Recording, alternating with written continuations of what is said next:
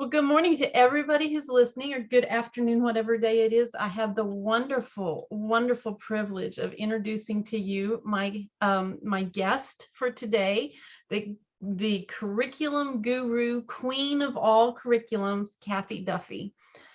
She is living in California right now, where the weather is beautiful, right? Right. She's the curriculum queen. She's the author of Christian Home Educator Curriculum Manuals.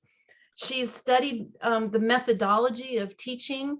She's narrowed down this scope of the curriculums from being this ocean that's too big for us to understand to where we can put it together and understand it. She's a mother of three, a speaker, and writer of lots and lots of articles. Am I right? Did I miss anything? Well, the Christian Home Educators Curriculum Manuals went by the wayside quite a while ago when I switched over to doing the Top Picks series. That was probably 1995 when I did the first 100 top picks, and now we're up to 103 top picks. So yeah, it's back there in the history of it. Oh, I can't wait to find out how you went from 100 to 103. Just one more each time. So we went to 101, 102. Okay, gotcha.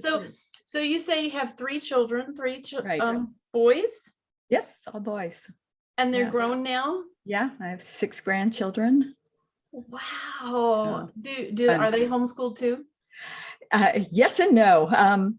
They all have homeschooled at some time. The one family moved to Tennessee and thought the schools might be better there and put them in for a while. Now they're gradually taking them back out. So we'll see how that goes.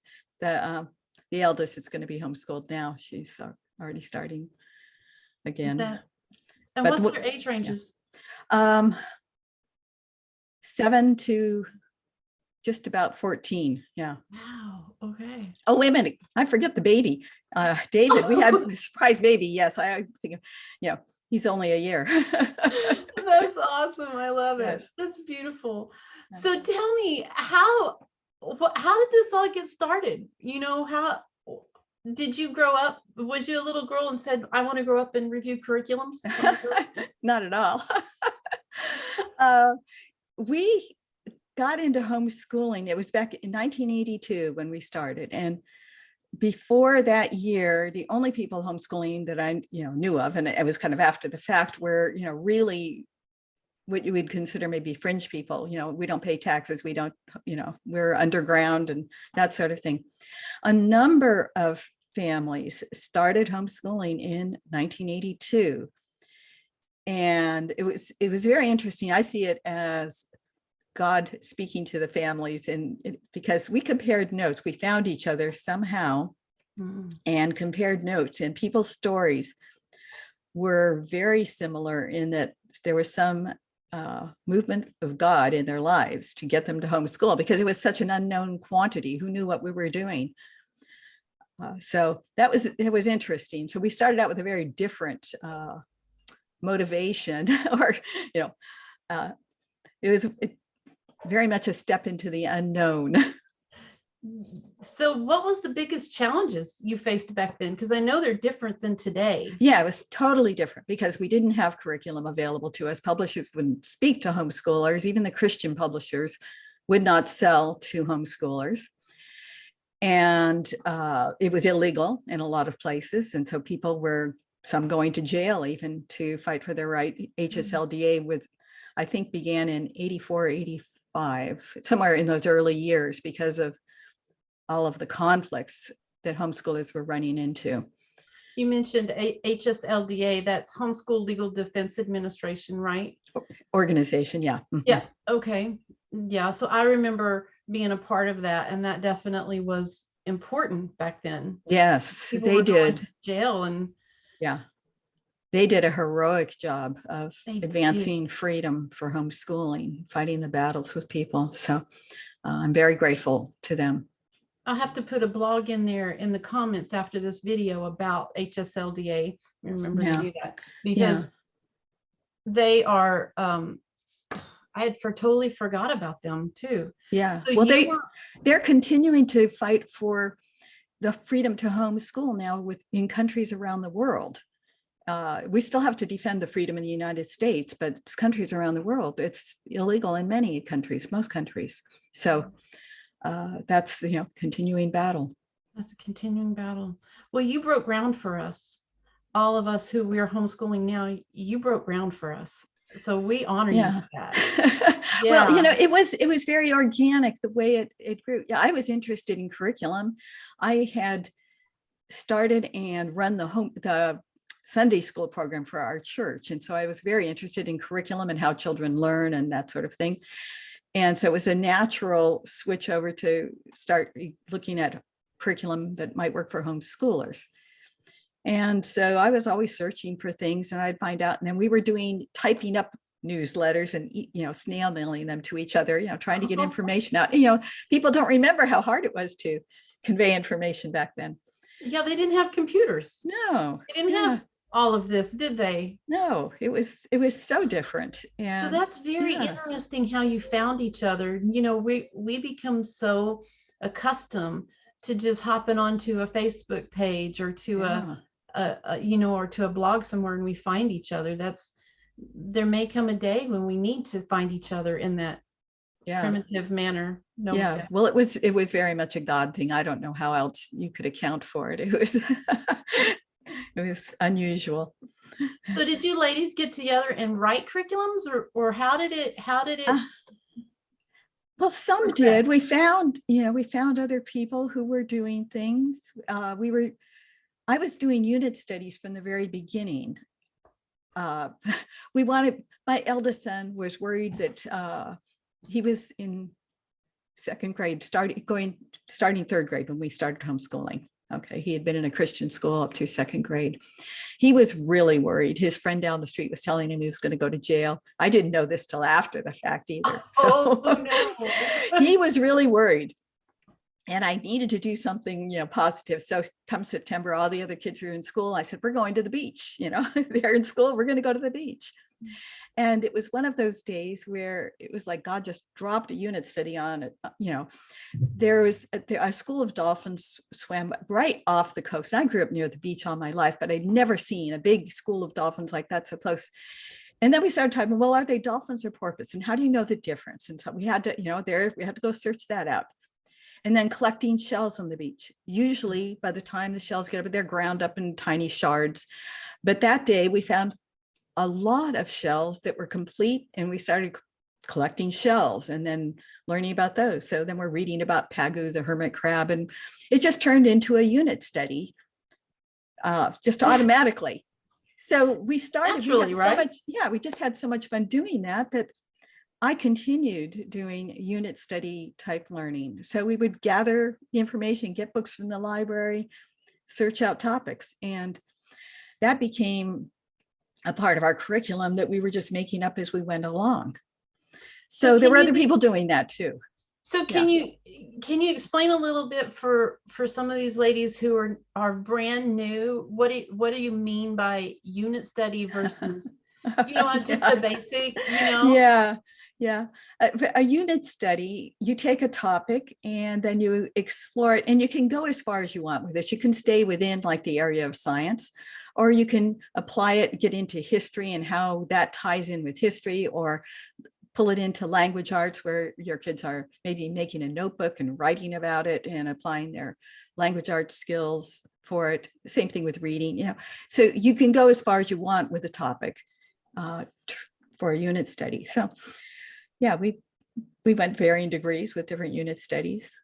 When our children got older, I was convinced I wanted to teach them about worldviews. What do we believe? Why do we believe it?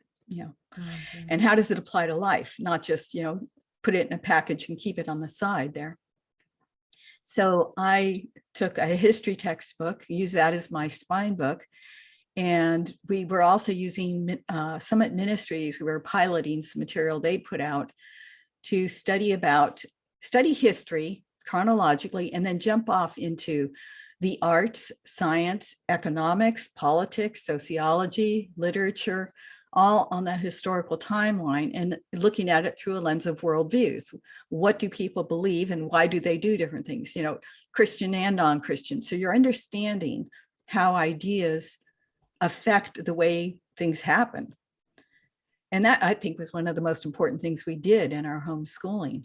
And again, we were kind of making it up as we went along, but I was using, again, Summit Ministries came in there with their, you know, piloting their things and using this textbook and then grabbing other resources and pulling it together.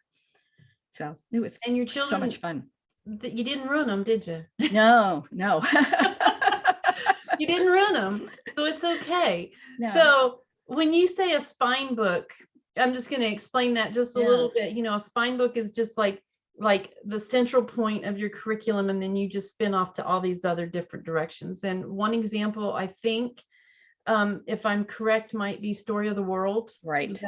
Am I right? Yes, a number of curriculums have been created around Story of the World. There you go. So that's how you can do a unit study with a spine book and with a spine, right? Yeah. Mm-hmm. Okay. So that's a bit overwhelming, I'm sure, to new homeschoolers. You don't have to do that now. It's so much easier. You don't. They do it for you, which is just amazing. But there are those homeschoolers out there who really like the creativity and the flexibility of following in the way that you have done it. And I think one of the things that they're afraid of is they're going to ruin their children.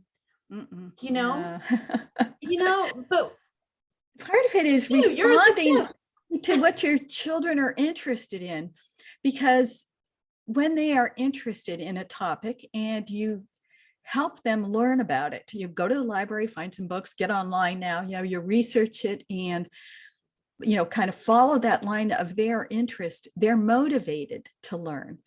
And so they are learning how to educate themselves through that process.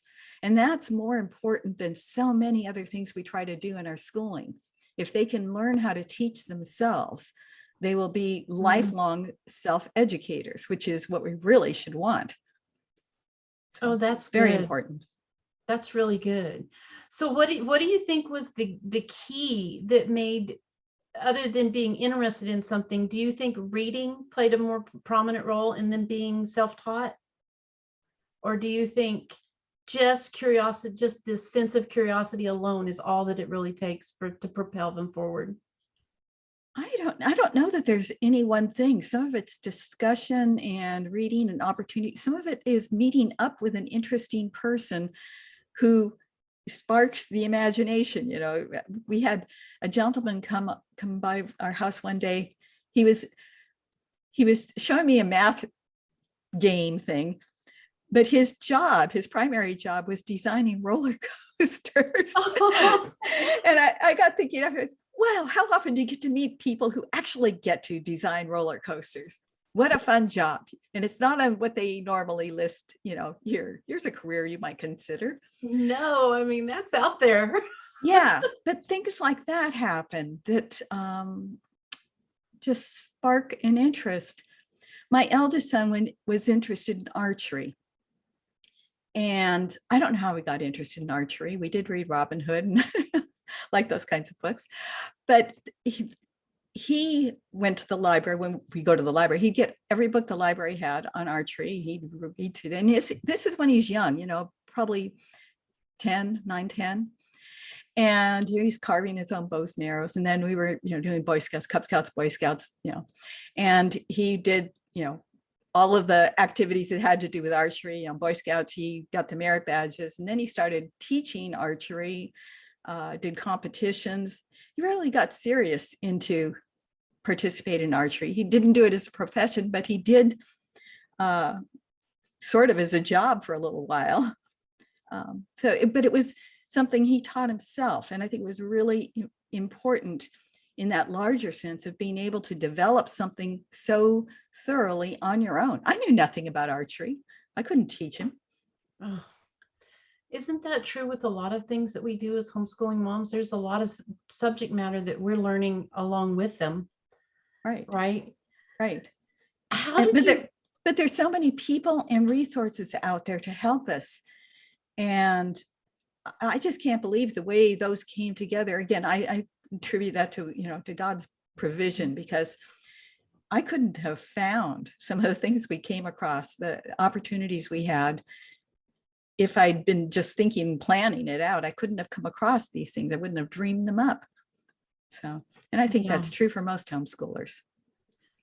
I think you're right. Community is a key role in being able to get connected in those things. I'm so thankful that we have such a large community of homeschoolers now, and that we can connect to them and we can find them. Yeah. There's such a plethora of curriculum too, that you can get lost in the ocean.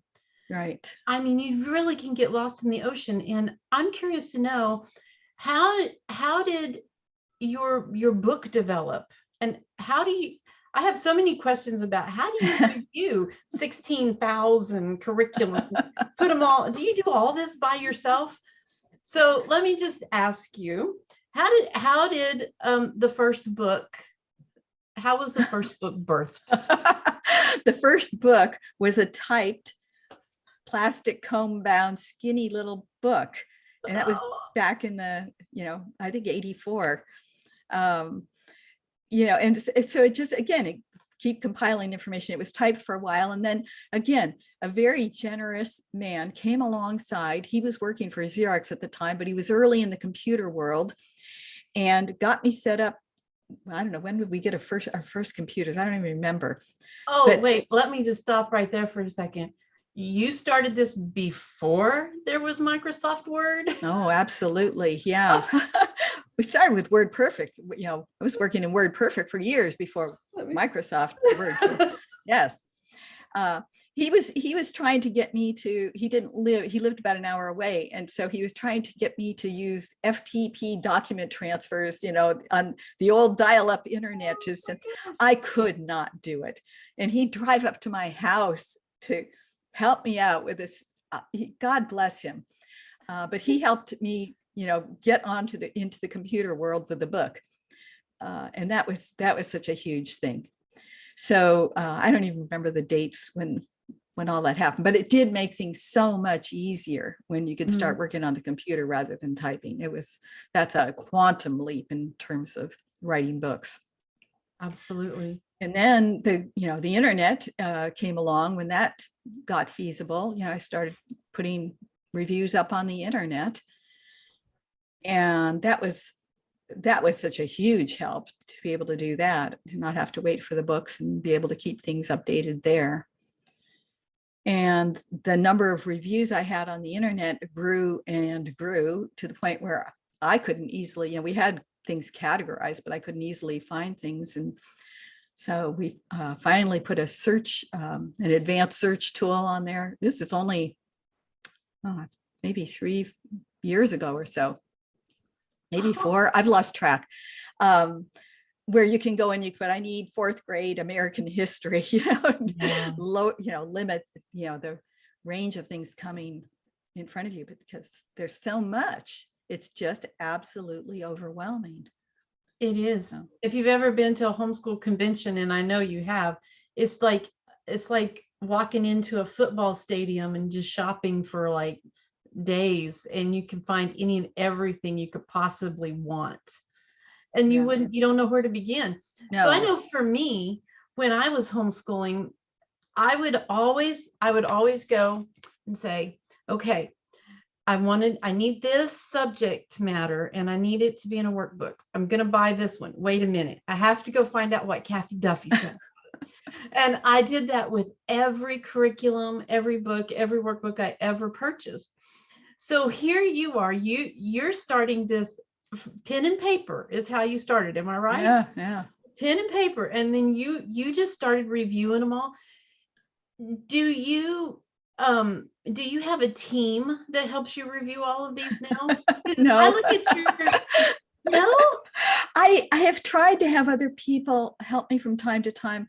Early on, I did have a very good friend who helped me more, but I bring my background of looking at all of these other things. So I'm always thinking in comparison to what else is there. And I don't know, it just, the context matters so much. And I just don't, I haven't found anybody that brings, has that context to be able to do it the same way. So I've had people do a few reviews for me here and there. It's pretty difficult, and anyway, it's easier to just do it myself most of the time.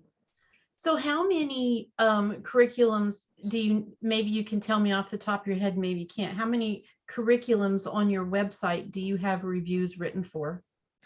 I don't know. I know it's well over 1,000. That's well over 1,000. Probably a couple. I was going to say a couple thousand or more. Maybe I don't know. 2,000 or 3,000. Yeah. And so basically, you just took this that you have built over all of these years, put it in a book. Right. Well, it's not all in the book. I culled down a lot of the time. If people think I just sit here, reviewing and then post a review, but a lot of it's culling through what's there. But I spend a lot of time looking at things and deciding whether they're even worth reviewing.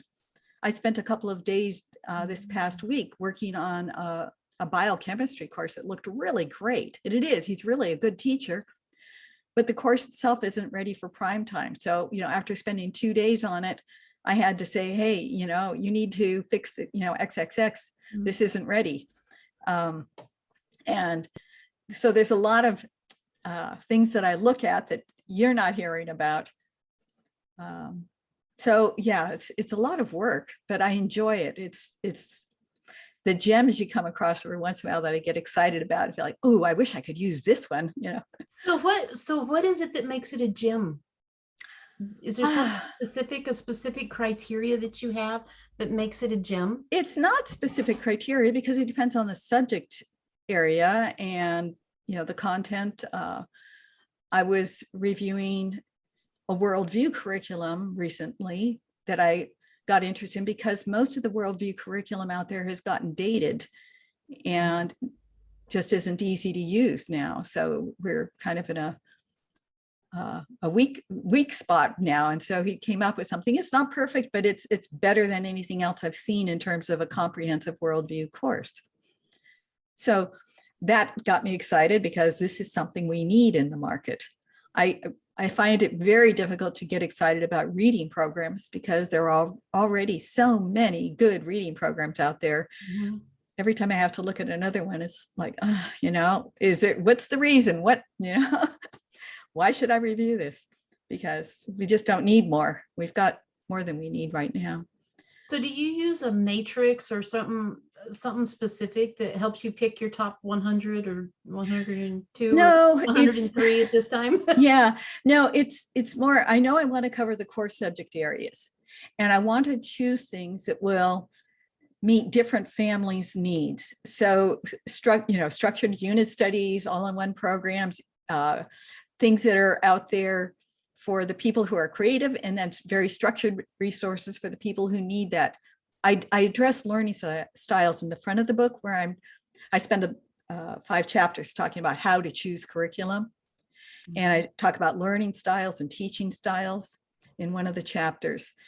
And you need to know your children's learning styles and your own teaching style. What can you do? Because if you are a person who needs a highly structured program, you need things organized and laid out for you, then you're not going to be as interested in the unit study type things that I did.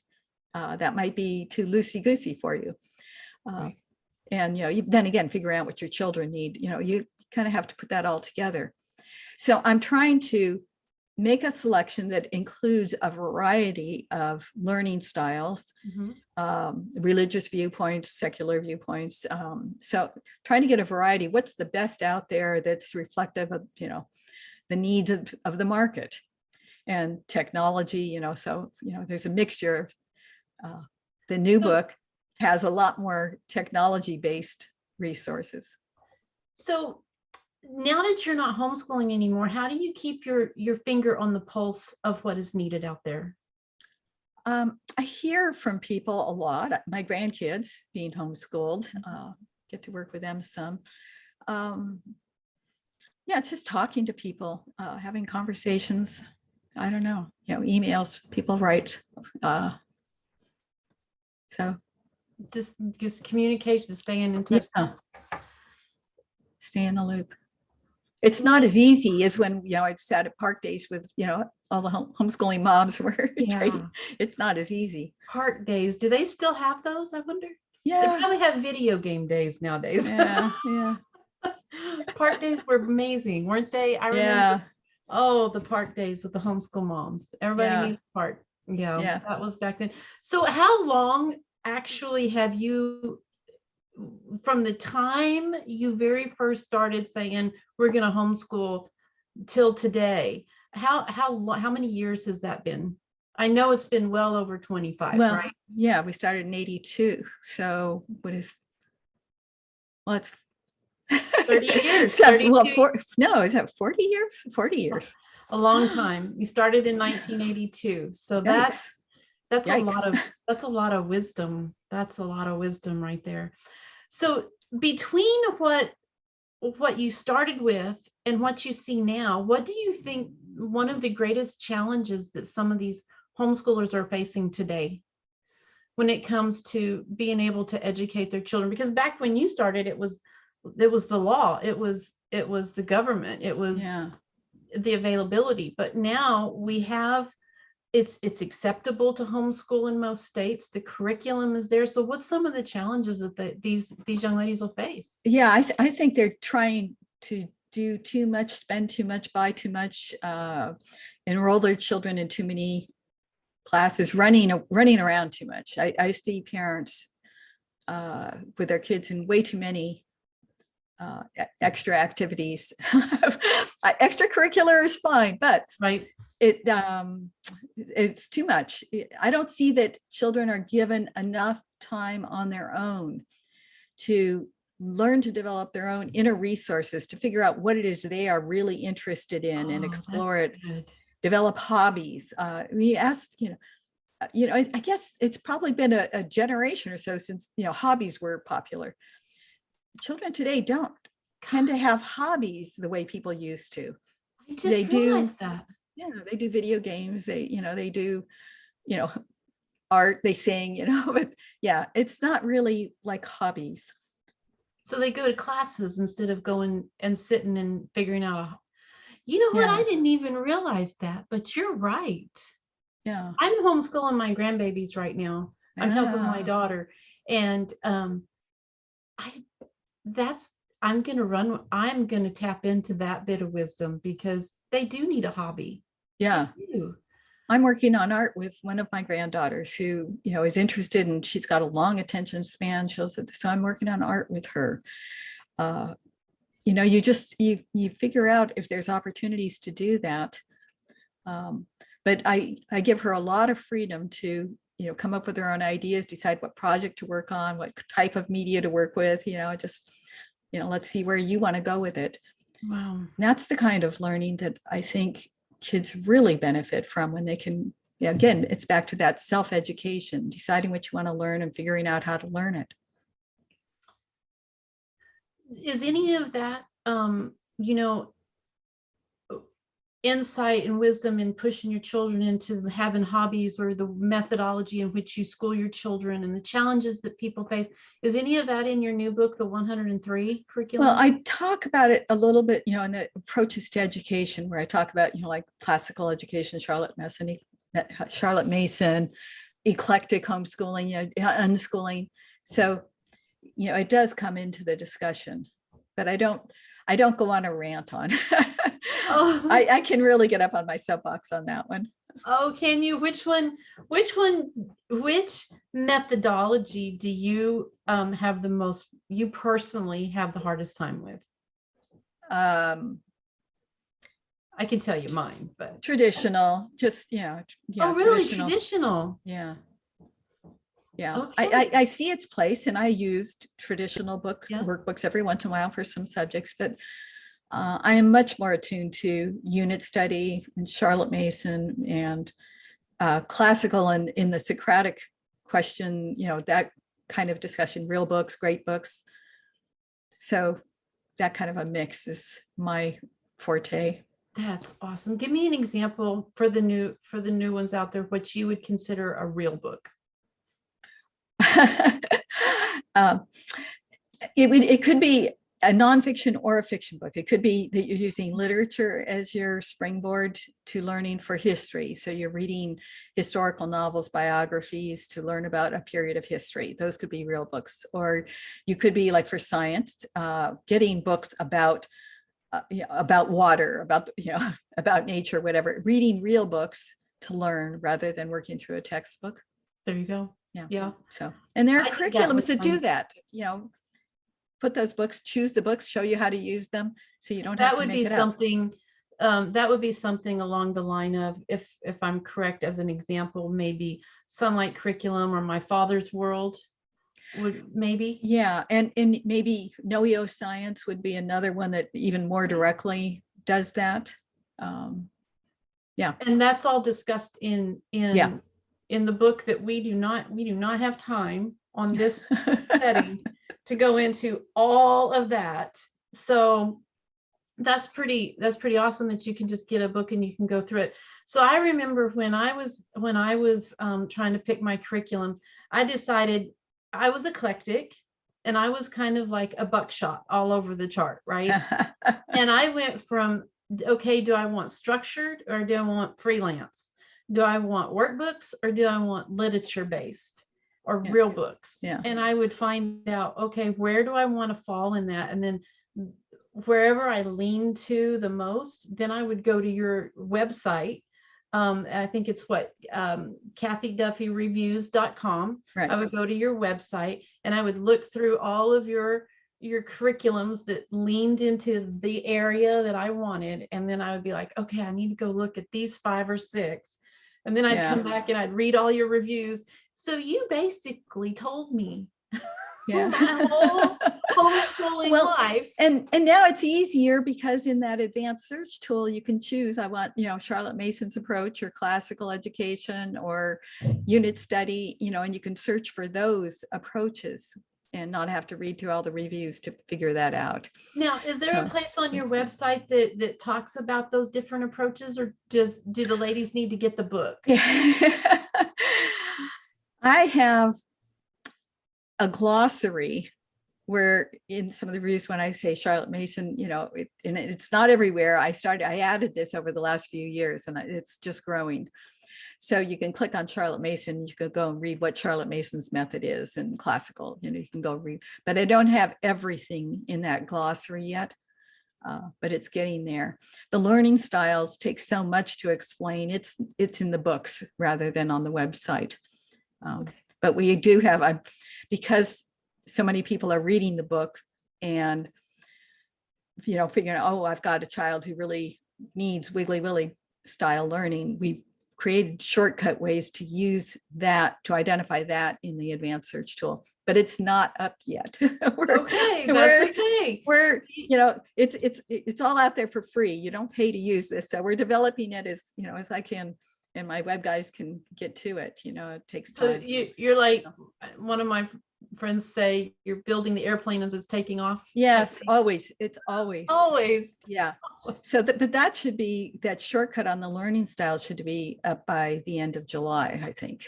Perfect. So, okay. Yeah. So then we'll just send them to your website to check all that out. So I noticed on your website that you had a book called How to Pick a Curriculum. How to choose homeschool curriculum. How to choose a homeschool curriculum. I did, that came about because I had done 102 top picks and actually did that back 7 years ago. Okay, so that's quite a while. And as time went on, I thought, well, people will just use the website. I don't need to do another book because they can just use the website. And I was going to discontinue the 102 top picks, but the demand just kept steady for it. I thought, oh, great. Well, people still want the books. Okay. So I came up with the idea of doing the advanced search tool because people need some way to winnow down through it. That was the point of the books, to help people narrow down to what's going to work for you, your situation. And I did that with charts and things in the books. So the advanced search tool now will help do that instead. So when we developed that advanced search tool, I thought, okay, well, people will use this and they won't need the book. They can just go go on, but then they still need to know about learning styles and the rest. So I took the first part of the book, and that first part of the book is, it's changed somewhat, but it's still essentially the first 5 chapters of 102 top picks, 103 top picks is about how to choose. And it talks about approaches to education, learning styles, goal setting, to how to put it all together. And so I took those chapters and put those 5 chapters essentially into how to choose homeschool curriculum, and then took a chapter to explain how to use the advanced search tool.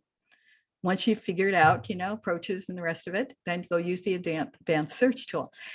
So I like that idea, but then again, people were still wanting the top picks book that wanted me to make the selection. So how to choose is still available, and it's less expensive if you want to do that and just choose from the whole range of things. You can use that. It's an ebook, am I correct? Yes, I'm So you doing get it only instantly. I'm doing only PDFs now. I've finally decided there's no point. I've got so many links in the 103 top picks that is just ridiculous. I didn't want to start spelling them all out and have people trying to type them in, because it's just so much more valuable when you use it as a PDF and can just go quickly to whatever you need to look at. So that's Wow. where we're at now. I think I'm gonna have to go get that one just because I love curriculums too. So do you have a criteria when you review these that talks about if a person has a special needs child, or if does your advanced search help? Like my child has dyslexia, or my child has this. I will occasionally mention when something is designed for those kinds of purposes, but I'm not a learning disability specialist, so I'm getting out of my wheelhouse if I start going that direction. Okay. So I don't try to, review things that are particularly for special needs. Mm-hmm. So, but in my experience, I'll say this is as a non-professional, so often the methods that work with Wiggly Willies work with special needs kids. You're interacting a lot with them and giving them more multi-sensory learning. And oftentimes special needs kids, that's the kind of thing they need. So shortcut.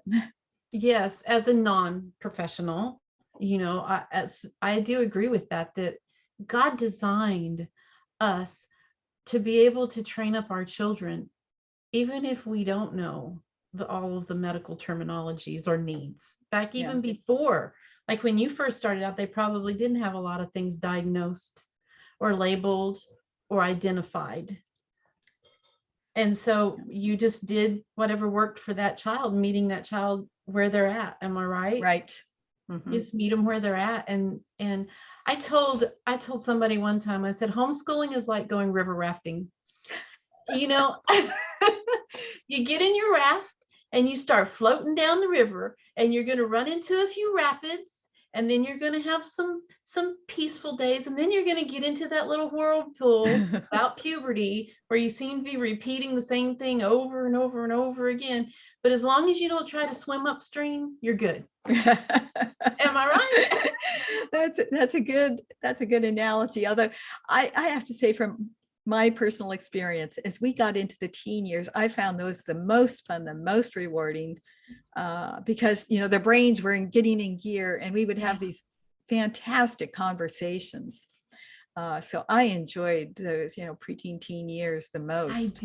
I did enjoy them. I did enjoy them. I did meet a short year with every one of my daughters, just about the time they were going through the change of life, right? Yeah. Where they just went totally brain dead. Yeah. For a year. But then when they came out on the other side, they ran with everything. It's like, you woke up. Yeah. Yeah. So the curriculum, it does mention if you're reviewing a particular curriculum and it mentioned that it's specifically for dyslexics, you do mention that as well, right? Yes. Yeah, because some are using particular fonts that are better for dyslexic children when they're reading. Oh, okay. So I'll mention that if they pointed out it's a feature of the material. Yeah. And some things are better for remedial students, reading programs that will work well with older students that aren't babyish, too young. That's important to point out. So That's good. yeah. That's good. So what is the one takeaway? You know, talking to all these ladies, some are seasoned, some are new, some are, some have special needs children, some have gifted children. Yeah. The whole spectrum. What is the little takeaway that you would Yeah. like to give them? I think the most important thing to keep in mind is that we need to set our own goals and not be tied up in what are schools doing, what are other people doing, because our children are each so different. They have their own timetables, their own needs, and setting goals that are right for your own children and, you know, choosing what works for them is so much more important than trying to meet somebody else's ideas of what our children should be learning. And I know people get stuck in, they're in programs, signed up under programs where they're having to report and do things, but it's worth fighting for the freedom and permission to do what you need to do for your children, because that's where you'll be successful. So treat each one of them specifically, meet each one where they're at. Yeah, and stick with Yeah. your goals, measure by your goals, not test scores, not what everybody else expects. Okay, that's some beautiful advice. I love the fact that you have these resources available for all of these women, and that it's free on your website. I mean, you don't ever have to promote your product because it promotes itself. It's Yeah. just so, that's why everybody still wants your books, because you've been there, done that. You've plowed the ground, and you've cut through, and you've swam the ocean. Years worth of data, right? Yeah, but then I've gleaned from a lot of other people, you know, so many people have, you know, shared their experiences, but, you know, I'm always gleaning from other people. Learning. Well, Cathy, is there anything else you want to share with them? Because I think we're gonna have to, we've about taken up all of our time. Yeah, I think we're good. Thank you. All right, well, ladies, in the comments and in the space below this video, I'm going to post the links to where her books are located. I'm also going to do a video later on down the line as time goes forward, and as she gets her tools set up on her website, I'm going to do a little loom and show you guys how to use what she has, so that moving forward, you'll be able to have those resources. And I will be reaching out to her again to make sure that we get all of that resources. Yeah. And it's probably good to point out the tool, the advanced search tool is up and it's usable. I just want it to be easier to use. So, you know, you got to pay really close attention to what you're clicking on now to get the right things. And I'd like it to be a little more intuitive. So it's usable at this point already. Beautiful, beautiful. Okay. Oh, I'm so excited. Thank you, Cathy. All right. Thank you.